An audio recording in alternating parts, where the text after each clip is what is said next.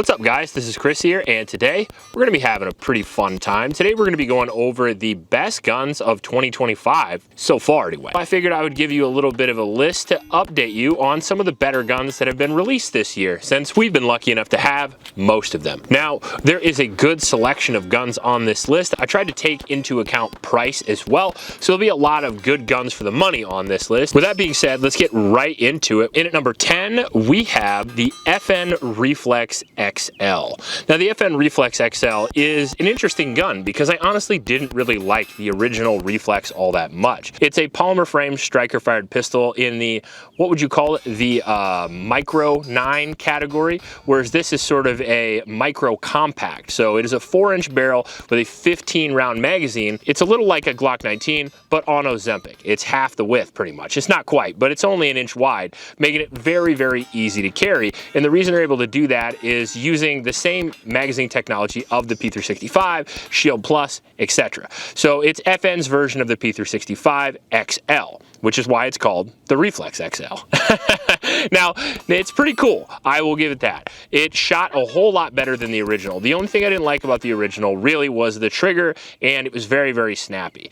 This one still has an okay trigger, but everything else is great. It comes in at a really good price at around $500 to $600, comes at a pretty good color, has good features out of the box, and most importantly, this one's a lot more shootable because the 4-inch barrel not only adds an inch, and she likes that, but it adds a lot more shootability, as well as a little bit more velocity, helping you expand those hollow points that may or may not expand depending on what barrel length you're using. The more barrel length you have, the more velocity you have, and that is always going to be better. The Reflex XL is certainly a solid choice for concealed carry, and I definitely would pick it well over the original version, so it popped in at number 10. In at number 9, we have the pirate gun, the PSA Sabre 12.5. Now, I've wanted to get my hands on a 12.5 through-8 for a long time, and I saw an ad on Paul Meadows' YouTube channel about it, and I was like, shit, I gotta get one of those. So I checked it out because it looks really, really cool, and as it turns out, it shot great as well. Coming in at around $1,000 is a gas-operated 308 AR-10 variant. Their Sabre series is their kind of higher-end series, but Paul Meadows is still relatively affordable. But it comes with a super cool color, came with an adjustable gas block, like the dialed rifle speed gas block. They won like product of the year last year or something like that, but it comes right on the gun. And on top of that, the gun was not only a very compact package as a pistol, of course, and a 12.5 with a suppressor can be used in a whole variety of situations, especially in 7.62. Use a brush hunting gun, you could use it as a truck gun, or you could use it as literally anything you want a compact 308 for. What a fun gun to shoot up close, but even more fun to shoot at distance. I was worried the 12.5 barrel would limit us as far as accuracy, because it does limit your velocity a little bit, but we were shooting at 400 plus yards with no issues whatsoever.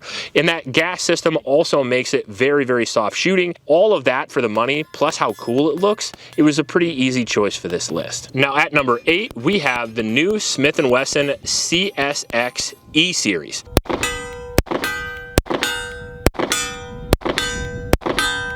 Surprisingly accurate. I did not expect that. Which is an updated version of a gun that I wanted to like, but I just didn't. Now, if you're wondering what the CSX is, really, really cool gun, and right up my alley, of course, since I love 2011s, obviously with the Viper.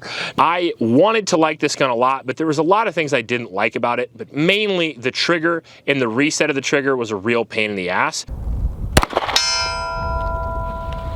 What the fuck's going on with that trigger? Doesn't want to reset.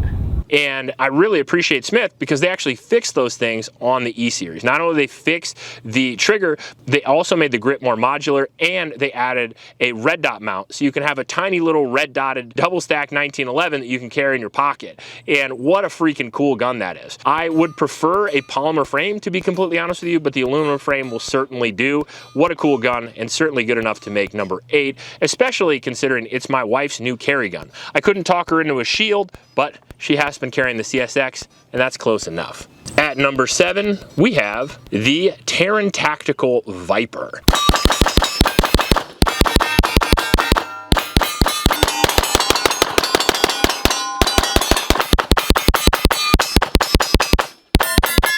Now, the Taran Tactical Viper might be the best gun on this list, but it's penalized a little bit, and I'll tell you why. First off, the Taran Tactical Viper is an incredibly cool gun.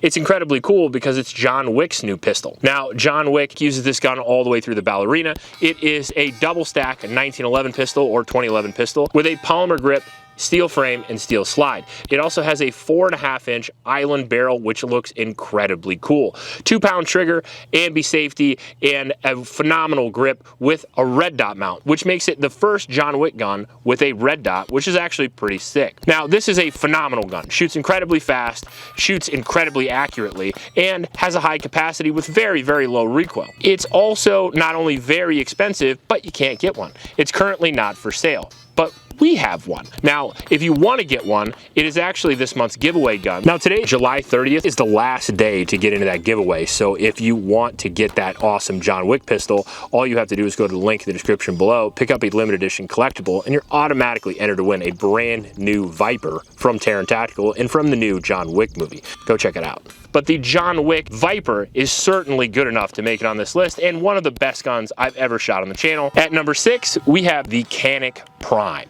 It is a 4-inch striker-fired polymer frame pistol, which is very similar to the LS, which is one of my favorite Caniks of all time, the 4-inch striker-fired regular polymer frame, but the Prime is a bougie version. So not only does it come with triple porting in the front, but it also comes with the TTI combat trigger in it, which is awesome. Absolutely awesome.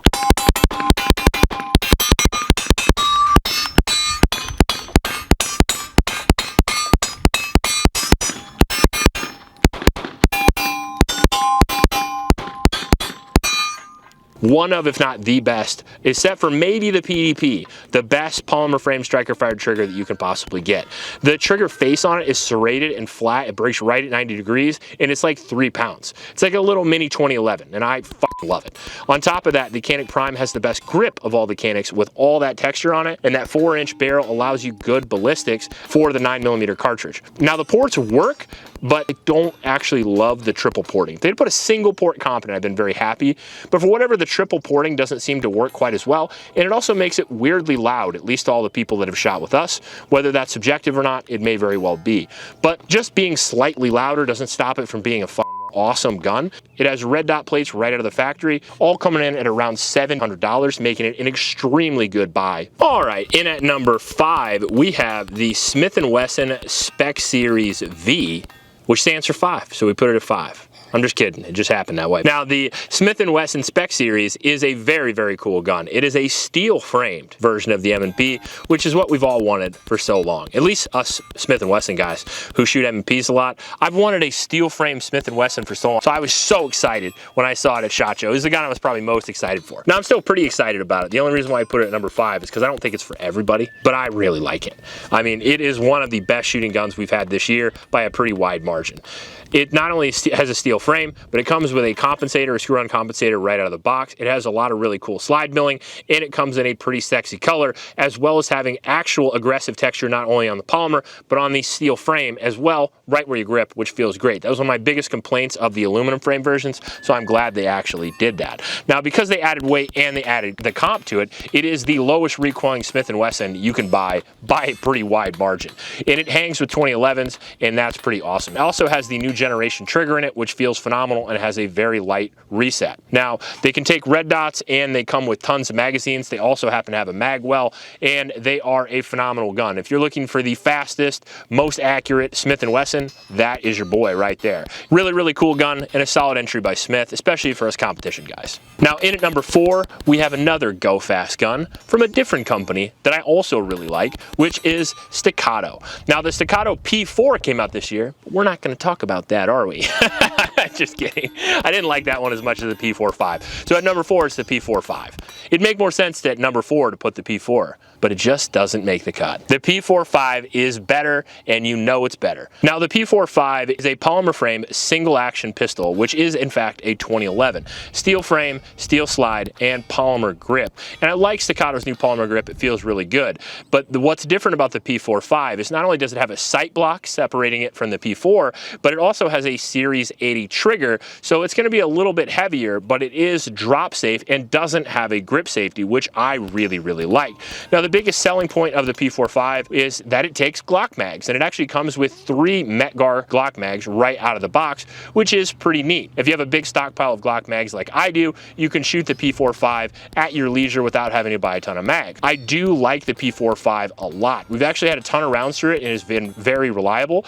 And since the P4, they actually updated the ergonomics on the grip of the P45 and the safety, so it actually feels really, really good when you shoot it now. Also, the sight block makes it shoot a lot smoother, in my personal opinion, than the standard P4. So if you're looking between the two, I would definitely go with that extra 0.5 inches. In at number 3, we have certainly one of the best guns on the list, and I debated putting it at number 1, and that is going to be the brand new CZ P10C Ported.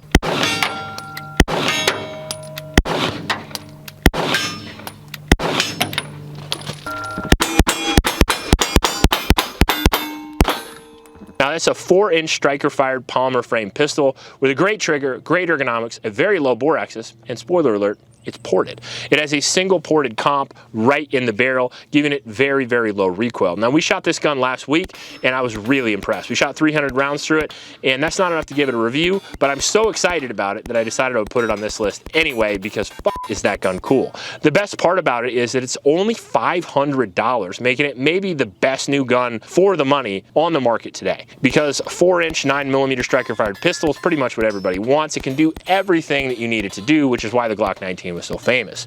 But what people didn't like about the Glock was the ergonomics, the grip angle, the trigger, and in some cases the recoil impulse, in which case the P10C Ported fixes literally all of those things.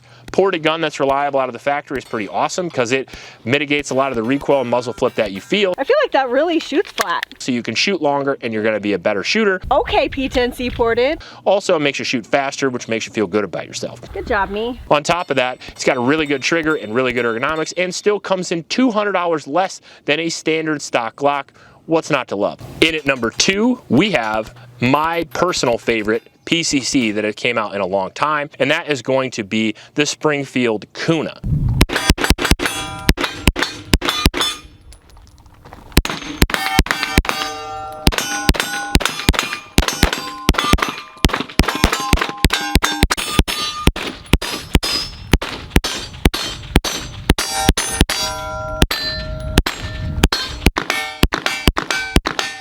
Oh man, that's pretty fun. The only thing I don't like about it is that I like it. Now, the gun is a roller delayed 9mm pistol caliber carbine that is technically a pistol. The gun was one of the smoothest shooting guns we've had on the channel. Not only that, but it has great ergonomics, arguably better than the MP5 itself, which it takes its operating mechanism from. AR controls, awesome safety on it, awesome bolt release, and I like the charging handle. I liked everything about it. I like the way it's shot. I like the weight. It's a very lightweight platform, and on top of that, it was very reliable. We have about 500 rounds through the gun now of mixed ammunition, and it was super reliable through the whole thing. Not a single malfunction, and we only lubed it once. I gotta say, for the money, one of the best PCCs that we've ever had on the channel, at least so far. Now, if you're waiting for a full review of that, don't worry about it. We should have that within a month or so, I hope. But as of right now, you're just gonna have to settle for it being on this top 10. Now, there'll be a few honorable mentions for this list, because I almost had like 20 on here, but my wife's like, fuck no, I'm not gonna edit that much. So, so I cut it down to 14, and then I just added a few honorable mentions. First off, we're gonna have the SVI Thunderbird.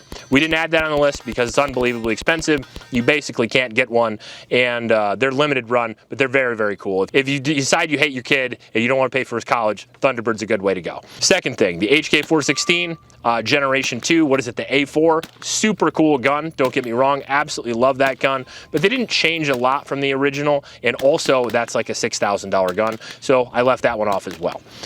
Another gun that we wanted to put on this list, even though it didn't come out in 2025, was the Beretta A300 Patrol. I absolutely love that gun, but it didn't come out in 2025, so I didn't mention it. Very, very cool gas-operated shotgun. Make sure to check it out, under $1,000 as well. And lastly, the Strybog SP9A3. We also shot in 2025, but again, didn't come out. It's another roller-delayed pistol caliber carbine. Maybe not quite as good as the Kuna, but pretty freaking close. Now, at number 1, I don't think this is going to be a surprise to lots of people. Maybe it's a surprise, maybe it's not, but it is the CZ Shadow 2 Carry, the drop safe Shadow 2.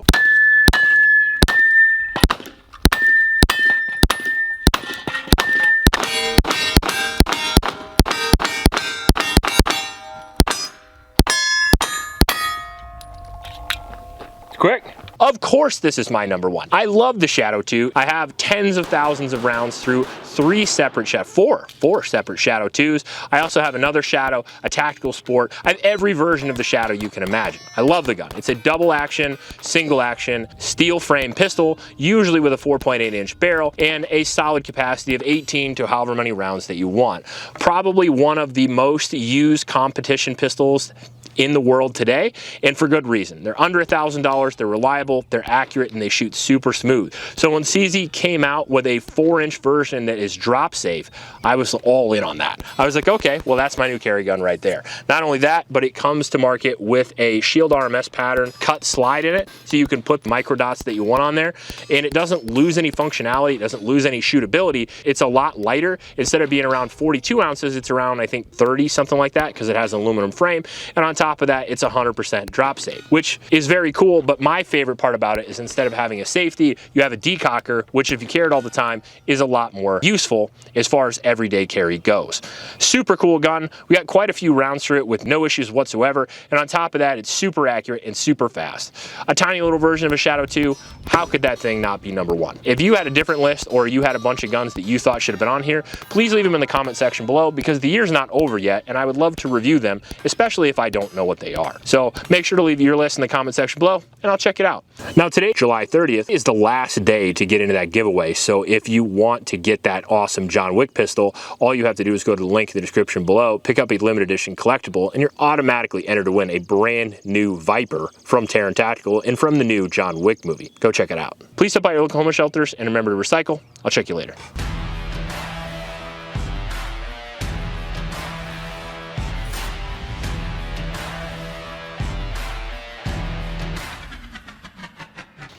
What? What's fucking behind me? Is it a wasp? A heron. Like a pelican? Gloriously flying to the pond. I don't know why I said pelican. I wish it were a pelican. That'd be strange. Every time I think of the pelican, I think of Finding Nemo. Are there pelicans dumbass in Iowa? Fuck, I hope not. I don't know.